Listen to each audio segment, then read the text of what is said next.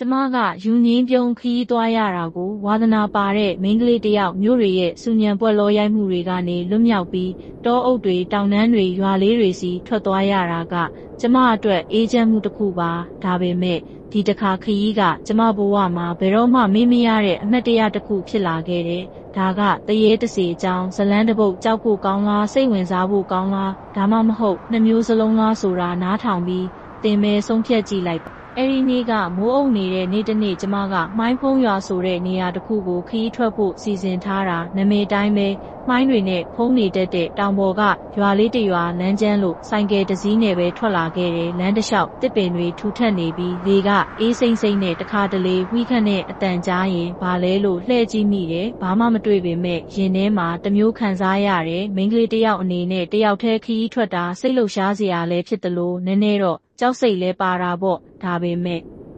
ကျမကိုကျမယုံတယ်ဒီခရီးကိုဆက်သွားမယ်လို့ဆုံးဖြတ်လိုက်တယ်ရွာကိုရောက်တော့ညနေဆောင်နေပြီးမှိုင်းတွေကရွာတစ်ခုလုံးကိုဖုံးထားပြီးအိမ်တွေကိုဝိုးတဝါပဲမြင်ရတယ်ရွာသားတွေကကျမကိုမြင်တော့အံ့ဩတဲ့ပုံစံနဲ့တယောက်ကလှမ်းမေးတယ်မိန်းကလေးတယောက်တည်းဒီအချိန်ကြီးဘာလို့ရောက်လာတာလဲကျမကခရီးသွားတာပါလို့ပြန်ပြောတော့သူတို့ကတမျိုးကြည့်ပြီးဘာမှထပ်မပြောတော့ဘူးနောက်မှတီးရတာကဒီရွာမှာညဘက်ဆိုရင်လူတွေအပြင်မထွက်ရဲကြဘူးတဲ့ဘာကြောင့်လဲဆိုတာကိုအဲ့ဒီညမှာကျမကိုယ်တိုင်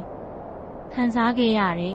ရွာထဲမှာတဲဖို့နေရာရှာရင်အိမ်တအိမ်ကိုရောက်သွားတယ်အိမ်ရှင်ကအဖိုးကြီးတယောက်သူ့အိမ်ကတစ်သားနဲ့စောက်ထားတာအလင်းရောင်ကလည်းမီးအိမ်တစ်လုံးနဲ့ပဲအဖိုးကြီးကကျွန်တော်ကိုကြည့်ပြီးဒီမှာတဲမယ်ဆိုရင်တကားပိတ်ထားပြီးညဘက်အပြင်မထွက်နဲ့လို့မှာတယ်ကျွန်တော်လည်းဘာကြောင့်လဲမမေးမိဘူးခရီးပန်းလာတာနဲ့အိပ်ဖို့ပဲစဉ်းစားမိတယ်ဒါပေမဲ့ညတကောင်ကြတော့ထူးဆန်းတဲ့အတန်တစ်ခုကြားလိုက်ရတယ်ဝီလေတိုက်တန်လိုတစုံတယောက်ရေတန်လိုနဲ့မျက်လုံးဖွင့်ကြည့်တော့အခန်းထဲမှာဘာမှမရှိဘူးဒါပေမဲ့အတန်ကပိုကျဲလာတယ်ကျွန်တော်အိပ်ရာပေါ်ကထပြီးသတင်းပေါက်ကနေအပြင်ကိုချောင်းကြည့်လိုက်တယ်မိုင်းတွေကြားမှာအရေးတစ်ခုရွှေရားနေတာကိုတွေ့လိုက်ရတယ်လူပုံစံလိုဖြူဖြော့အရေးတစ်ခုကျွန်တော်နှလုံးခုန်တန်းကတဒိန်းနဲ့ဒါပါလဲတရေလားဒါမှမဟုတ်ကျွန်တော်အိမ်မက်နေတာလားအဲ့ဒီအချိန်မှာအဖိုးကြီးကအခန်းထဲဝင်လာပြီးဘာလို့အပြင်ကြည့်နေတာလဲလို့အော်တယ်ကျွန်တော်လန့်သွားပြီးသတင်းပေါက်ကနေအကြည့်လွှဲလိုက်တယ်အဖိုးကြီးကသူတို့ကိုမကြည့်နဲ့မမြင်ချင်းအောင်ဆောင်ထားလို့ပြောတယ်သူတို့ဆိုတာဘသူတွေလဲကျွန်တော်မေးဖို့ဟန်ပြင်တော့အဖိုးကြီးကတိတ်ဆိတ်ဖို့လက်ဟန်ပြပြီးအိပ်ရာပေါ်ပြန်လဲခိုင်းတယ်ဒါပေမဲ့အဲ့ဒီညမှာအိမ်မရတော့ဘူးအတန်တွေကဆက်ကြားနေတယ်တခါတလေတကားကိုချစ်တန်လို့တခါတလေခြေတန်လို့ကြားရတယ်နောက်နေ့မနက်မှာအဖိုးကြီးကိုမေးကြည့်တော့သူကတက်ပြင်းချပြီးပြောပြတယ်ဒီရွာမှာတရေတွေရှိတယ်အရင်ကဒီမှာစစ်ပွဲဖြစ်ခဲ့တယ်လူတွေအများကြီးတည်သွားတယ်သူတို့ရဲ့ဝိညာဉ်တွေကဒီမှာပိတ်မိနေတယ်ညဘက်ဆိုရင်သူတို့အပြင်ထွက်လာပြီးလူရှာတယ်မင်းကိုမြင်သွားရင်လိုက်လာနိုင်တယ်ဒါကြောင့်မကြည့်နဲ့လို့ပြောတာအဲ့ဒါကြတော့ကျမကြက်တီးထသွားတယ်ဒါပေမဲ့ကျမရဲ့စူးစမ်းခြင်းစိတ်ကပိုပြင်းလာတယ်ဒီဝိညာဉ်တွေကဘာကြောင့်ဒီမှာပိတ်မိနေတာလဲသူတို့ဘာတွေခံစားခဲ့ရလဲမိန်းကလေးတစ်ယောက်အနေနဲ့သူတို့ရဲ့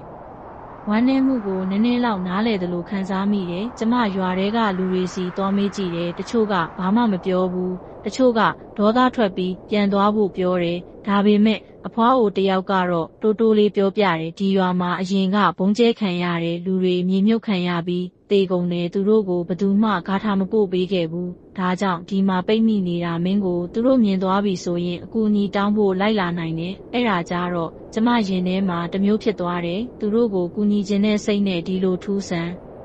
တဲ့နေရာမှာမနေခြင်းနဲ့စိတ်ရောထွေးသွားတယ်။ဒါပေမဲ့အဲ့ဒီညမှာကျမဆုံးဖြတ်ချက်ချလိုက်တယ်။ဒီရွာကထွက်သွားမယ်။ညတကောင်မတိုင်ခင်ဆိုင်ကယ်ကိုအစင်သင့်ပြင်ပြီးထွက်လာခဲ့တယ်။မိုင်းတွေကြားတယ်။ဆိုင်ကယ်မီးထိုးပြီးမောင်းလာရင်ကျမခံစားမိတယ်။တစုံတစ်ယောက်ကျမကိုလိုက်နေသလိုပဲနောက်လည်းမကြည့်ရဲပေမဲ့လေထဲမှာအတန်တစ်ခုကြားတယ်။မသွားပါနဲ့ဆိုတဲ့အတန်ကျမဆိုင်ကယ်ကိုအရှိန်တင်လိုက်တယ်။ရင်ထဲမှာတဒိန်းနဲ့မိန်းကလေးတစ်ယောက်အနေနဲ့အဲ့ဒီလိုအခြေအနေမျိုးမှာဘလောက်ကြောက်ရွံ့မှုမျိုးလဲဆိုတာစိတ်ကူးကြည့်ကြပါတောထဲကလမ်းကြမ်းကိုဖြတ်လာရင်အရေးတစ်ခုလမ်းပေါ်မှာပေါ်လာတယ်။ ဖြူဖြော့ဖြော့အရေးတစ်ခုကျမဘရိတ်အုပ်လိုက်ပြီးရက်သွားတယ်။အဲ့ဒီအရေးကကျမကိုကြည့်နေတယ်မျက်နှာမရှိပေမဲ့သူ့ရဲ့ဝမ်းနည်းမှုကိုကျမခံစားရတယ်။မိန်းကလေးတစ်ယောက်အနေနဲ့အဲ့ဒီဝမ်းနည်းမှုကကျမကိုထိတယ်။ဒါပေမဲ့ကျမဘာလို့ရမှန်းမသိဘူး။ထွက်ပြေးမလို့လှုပ်တော့အတန်တစ်ခုထွက်လာတယ်။ကဲပါဆိုတဲ့အတန်ကျမမျက်လုံးမိတ်ပြီးဆိုင်ကယ်ကိုပြန်မောင်းလာခဲ့တယ်။နောက်ကလိုက်လာတဲ့အတန်တွေအရေးတွေကိုဂရုမစိုက်တော့ဘူး။မနက်မိုးလင်းတော့ကျမ